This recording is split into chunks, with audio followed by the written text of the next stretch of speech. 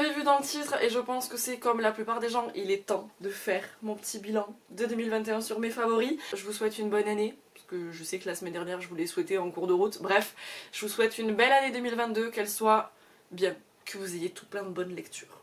Moi je reviens aujourd'hui du coup pour vous parler de mes favoris bouquins, mes favoris musique, mes favoris séries. Je vais commencer de suite avec les livres parce que ça va être la partie la plus longue. 5, 6, 7, 8, 9. J'aurais pas pu en trouver 10, sérieux. Dans tous ces livres-là, bonjour la fantaisie. Je commence de suite par celui qui n'est pas, et quoique c'est de la science-fiction. Ce qui est marrant en fait, c'est que je me rappelle du coup les images de vlog, parce que forcément je passe des heures à faire le montage, donc je me rappelle très bien ce que j'ai dit et tout ça.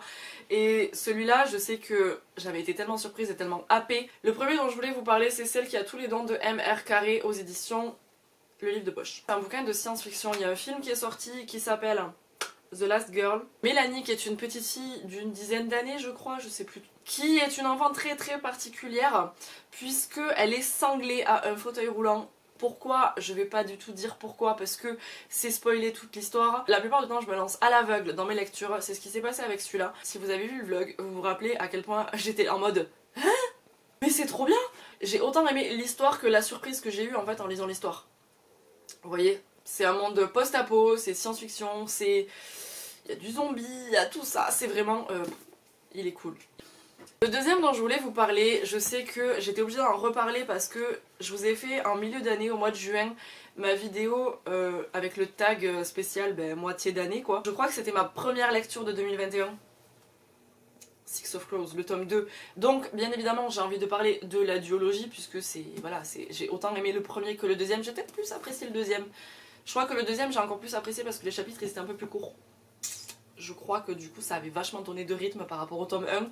Mais sinon après en termes d'appréciation de lecture c'est la même chose pour les deux. Vraiment un gros coup de cœur. Je pense qu'il n'y a pas trop besoin de parler de Six of Crows avec la série Shadow and Bone qui est sortie, qui mêle du coup l'univers des malfrats de Six of Crows à ceux de Grisha. C'était ma première lecture de 2021. C'était mon premier coup de cœur. Je sens que ça va être chaotique derrière dans pas longtemps. Livre suivant, il s'agit de Four Dead Queens de Astrid Scholt. Je n'ai pas du tout dit, c'était de Leigh Bardugo, Six of Crows. C'était le livre du book club de Madison du mois de février 2021. J'avais adoré cette lecture. Vraiment, j'avais adoré cet univers. C'est un one-shot. Donc on dit oui au one-shot en fantasy. Ce livre-là, il a la particularité de... On connaît la fin en fait avant de comprendre l'histoire. 4 reines mortes. 3 jours pour déjouer le complot, 2 amours secrètes, une fin que vous ne devinerez jamais. Je pense que on peut pas mieux résumer que ça. J'ai fait mes suppositions tout au long du roman et j'étais en mode mais ça c'est sûr, il s'est passé ça, mais ça c'est ça. Que nenni. Au top. J'ai adoré la construction du récit, le dénouement aussi. Et vraiment ça avait été une super bonne lecture et une super découverte. J'avais vraiment zéro espoir. Pourquoi? Je sais pas du tout. J'avais pas trop d'espoir sur ce livre là et au final la grosse révélation. On va rester dans la fantasy du coup et avec encore un one shot avec Sorcery of Thorns de Margaret Rogerson aux éditions Big Bang. Ce livre là ça parle de magie, ça parle de livres, vous voulez plus? Celui-là je sais que par moment j'étais un peu en mode cafouillis dans ma tête. Je pense que j'étais pas très concentrée aussi au moment où je le lisais, ça doit y faire aussi. Mais il y a eu quelques petits passages où j'étais un petit peu, pas paumée mais embrouillée on va dire, mais ça s'est très vite désembrouillé. L'univers il était bien construit et j'ai adoré l'histoire, j'ai adoré la plume. En un seul tome en fait on a tout et ça c'est cool. Petit coup de cœur quand je l'avais lu. On va changer, on va sortir de la fantasy, du fantastique avec du contemporain. Signé Poète X de Elisabeth Acevedo. Acevedo, je ne sais toujours pas comment on le dit aux éditions Nathan. C'est un bouquin que j'ai beaucoup annoté. J'avais fait une vidéo où j'avais fait un spread sur ce livre là dans mon classeur de journaling. Xiomara a 16 ans et encore qui prend plus de place que sa voix. Bonnet D et hanches chaloupées. Contre la rumeur, les insultes ou les gestes déplacés, elle laisse parler ses poings. J'ai pas l'habitude de lire des bouquins en vers parce que... Voilà, c'est un bouquin écrit en vers. Mais là, je me suis laissée porter par l'histoire. Il y avait certains passages mais qui étaient soit émouvants ou poignants ou touchants parce que du coup c'est l'histoire de Xiomara qui, mine de rien, se révolte en fait. Elle se révolte par les mots, elle se révolte... C'est sa manière à elle en fait de faire entendre sa voix. Je comprends l'engouement qu'il y a eu autour de ce bouquin, je comprends totalement, je regrette pas de l'avoir acheté, je regrette pas de l'avoir lu.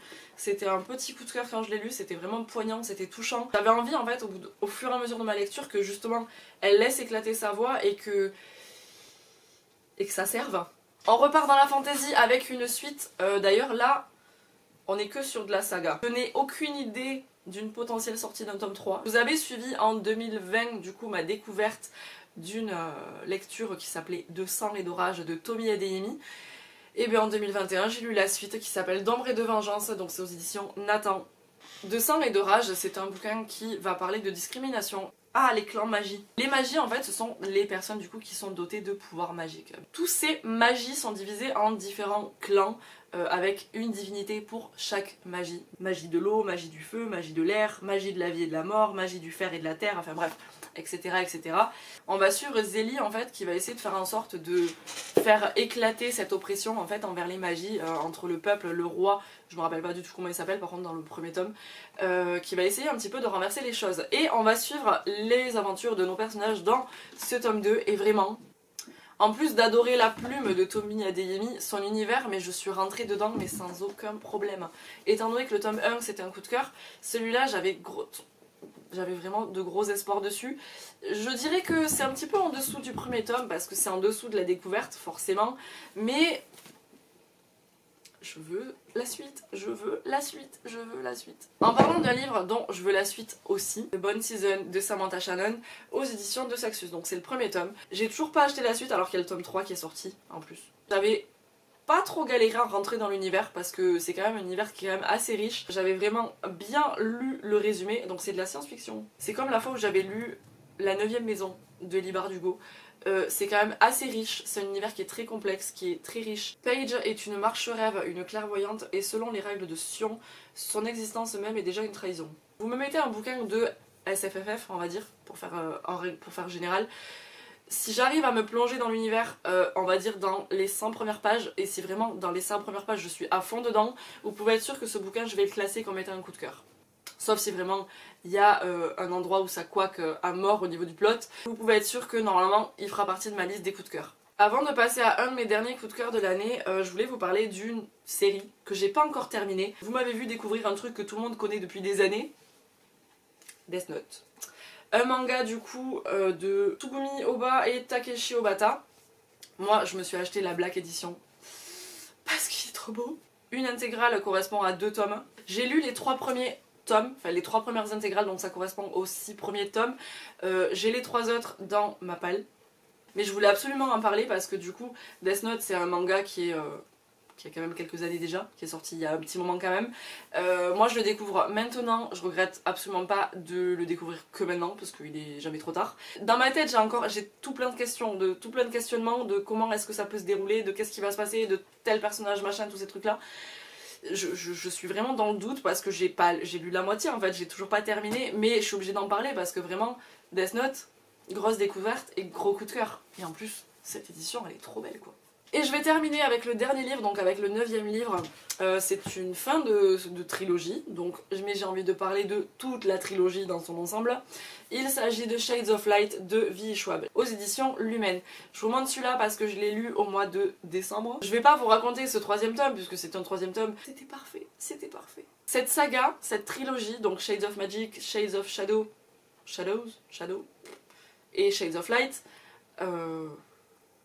je suis dégoûtée de l'avoir terminé parce que là je me dis que ça y est, j'ai quitté l'univers de Shades of Magic, j'ai quitté l'univers de Kel, de Lila et des autres, c'est fini et je suis triste en fait. Ça faisait très longtemps que j'avais ce tome 3 dans ma palle et en fait je pense que inconsciemment je le gardais parce que je voulais pas partir de ça. Je pense que j'ai pas besoin d'expliquer, de développer que c'était un coup de cœur. Mais cette trilogie, vraiment, faut être prêt à se lancer dans ces pavasses. Mais vraiment, ça se lit tout seul, quoi. C'est de la bombe, cette trilogie, c'est de la bombe.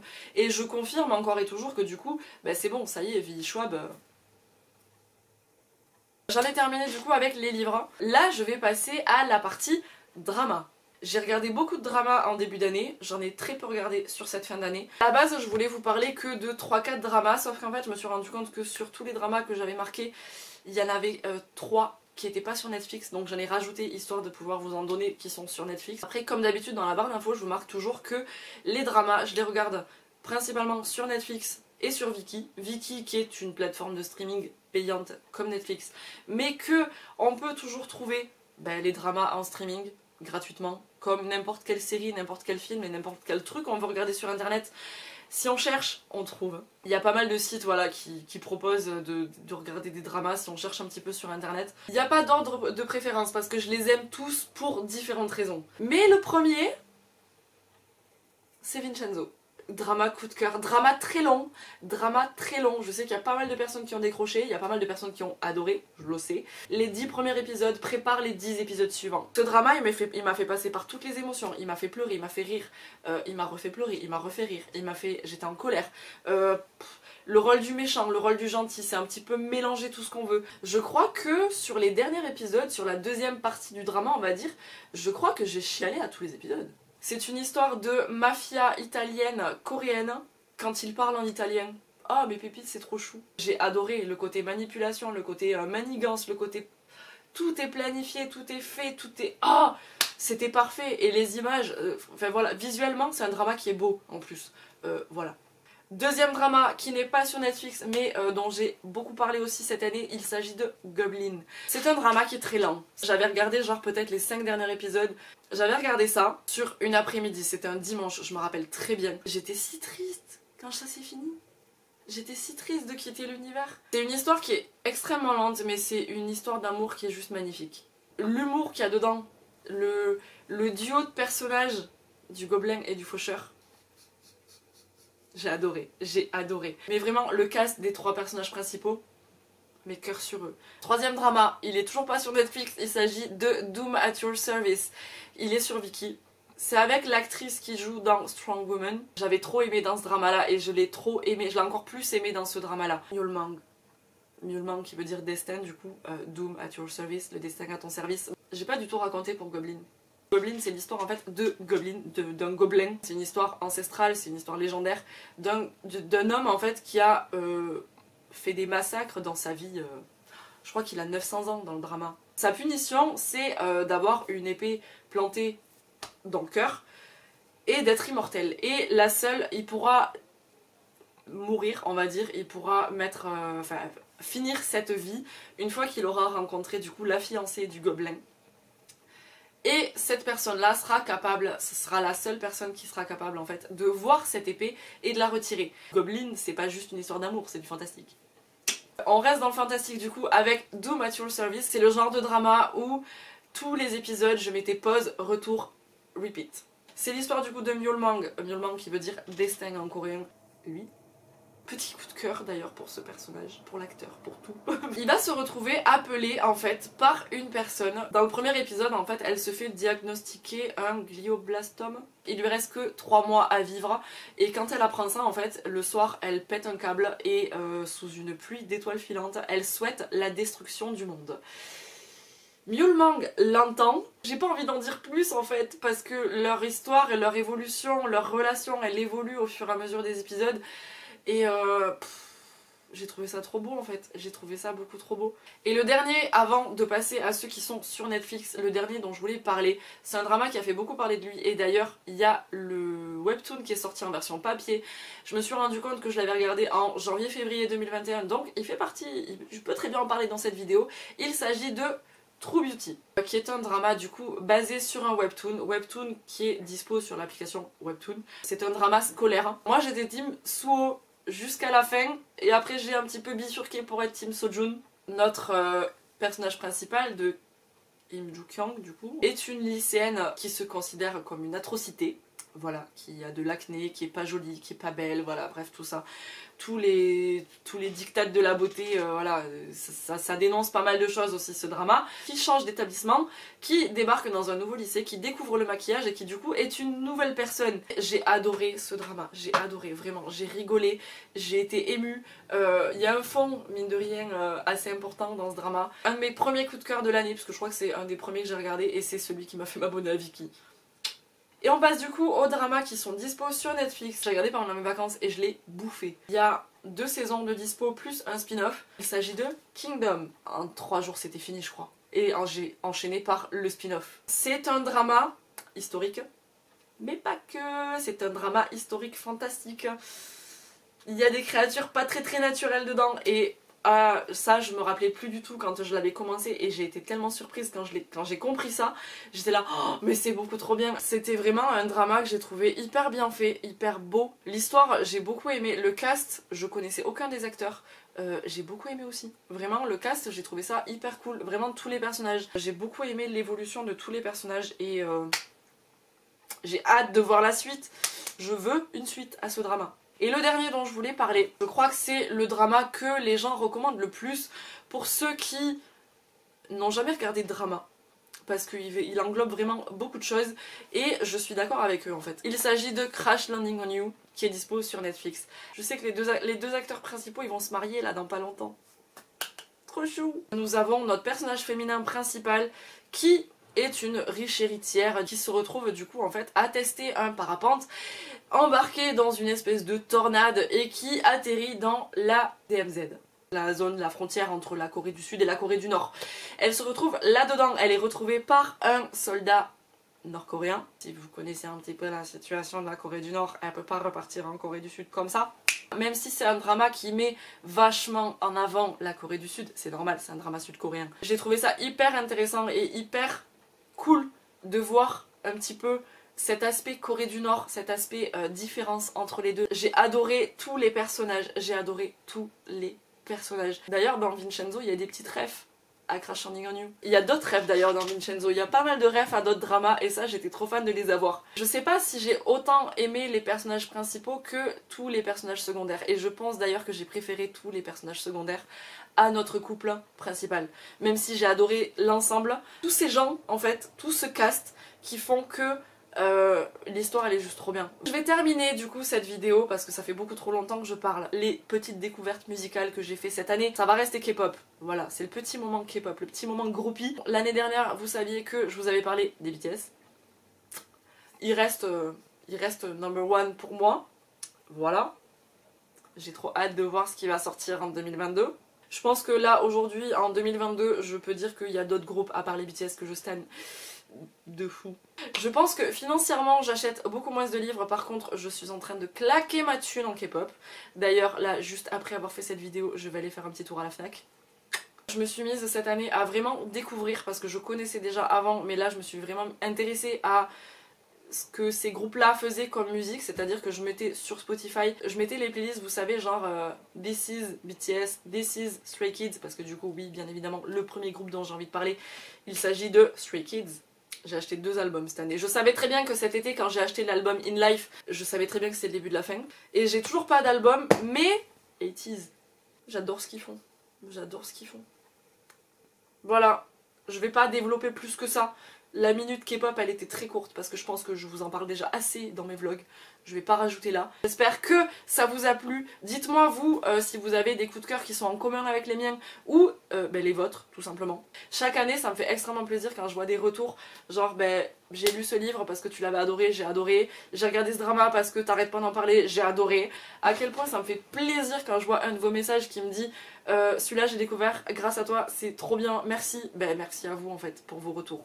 Voilà, je pense qu'il n'y a pas d'autre mot, c'est merci à vous d'être là, merci de commenter à chaque fois, merci de vos petits messages, ça me fait toujours autant plaisir de pouvoir échanger avec vous par rapport à tout un peu, puisque je vous partage tout ce que je kiffe. Je vous souhaite de bonnes lectures pour cette année 2022, j'espère que ça vous a plu. Merci d'avoir regardé jusqu'à la fin, on se retrouve très bientôt pour une prochaine vidéo, et d'ici là, prenez soin de vous.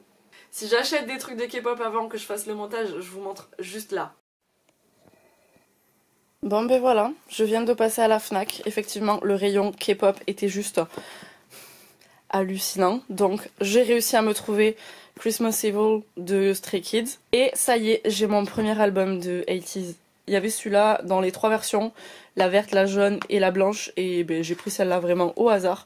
Donc ça y est, c'est mon premier album d'80s, je suis trop contente. Si vous voulez voir l'unboxing de ces 2 albums, ce sera bien évidemment dans le vlog de la semaine prochaine.